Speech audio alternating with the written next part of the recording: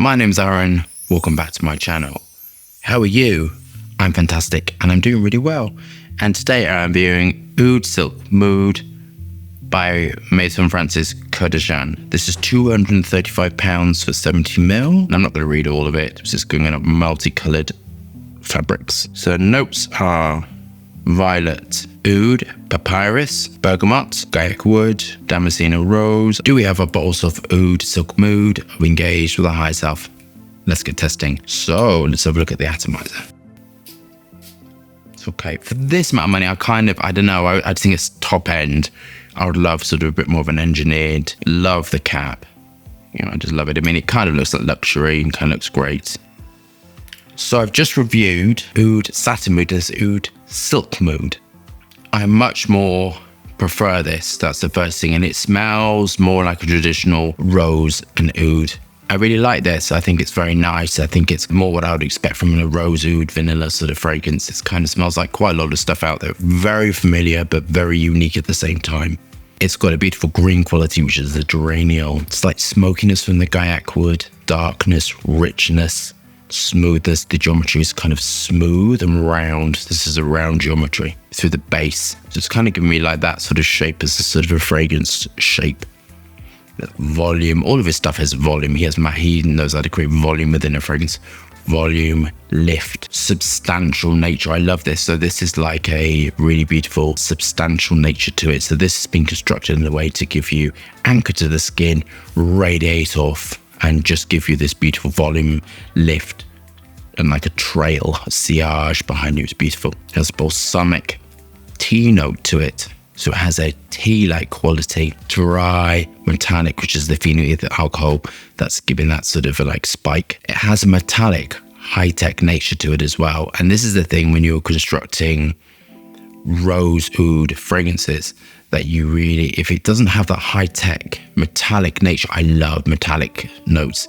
If it doesn't have that, then you're kind of going to get something that smells very dated and powdery. I think this is like perfectly constructed. I think if you can't do a rose, patchouli, oud, vanilla fragrance as a perfumer, you really should collect your hat on the way out, because it's kind of perfumery 101, if I'm honest with you. Well, I find it really easy to do. I mean, it's kind of why I don't really do the oud rose thing anymore, because kind of I could just carry on doing it, and it's not, I don't want my work to be full of that, but I love doing it. It's one of my most favorite things. Each raw material within this formula has been chosen specifically, so Francis Kurkdjian knows exactly what he's doing. I think he's an excellent perfumer. Even if when I haven't liked his work, I can really appreciate it because he gets that sort of lift and projection, a clean direction.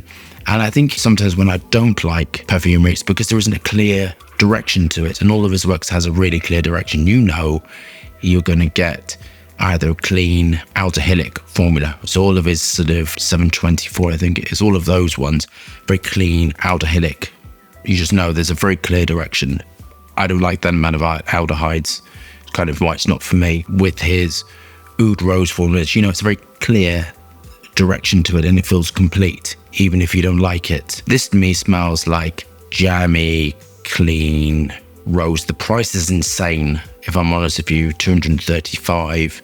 When it's that amount of money, I would love to see the oud or rose content, what you're saying, verified, like with sort of vegan food or organic certification. That's what we just go through. We went through the fragrance that's coming up when we rebrand. We had to prove it. There's loads of proving. So we prove our oud content, we prove our rose content. You know, it's expensive using these raw materials, but I think for £235, that's kind of what I'd love to see, is a bit more transparency in the art of perfumery, you know, for consumers, because it's so much money. But I love this. I think it's kind of like, you know, I kind of think, okay, it's a classic rose fragrance, classic rose, oud, whatever fragrance, but I think it's been done so well, and I think it's technically really excellent.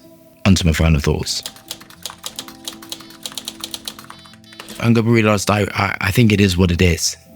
And sure, I would change a few things because I love this style of perfumery, and I would add a few things. There's a few things I'll do, but I really like it, and I think it's sort of perfect as it is.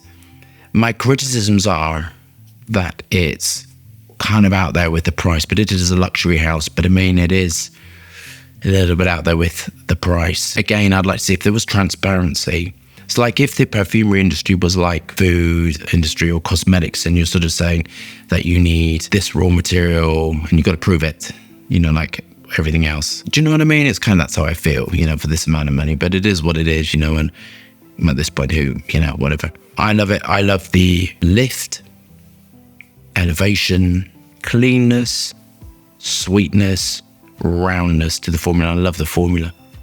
I love the jammy nature to it, the Turkish delight nature. But it is a little bit like painting my numbers. And I think if as I said before, a perfumer can't get this right, then I think it's, I don't know, whatever. To me, in my opinion, I feel the price is a little bit excessive. But I think if you're after a really beautiful oud rose fragrance and money's no object, I think this is great. I think this is like perfect for you. Long lasting, really great perfumery, classic, I would say classic perfumery, and done really well. I'm going to mark it a 9 out of 10. I love it, and I would absolutely wear this. This was sort of my style of perfumery. The patchouli's been done beautifully. Using patchouli, CO2 patchouli or patchouli heart, because it's really clean and it hasn't got that sort of dark patchouli treacly thing to it that dark aged patchouli has.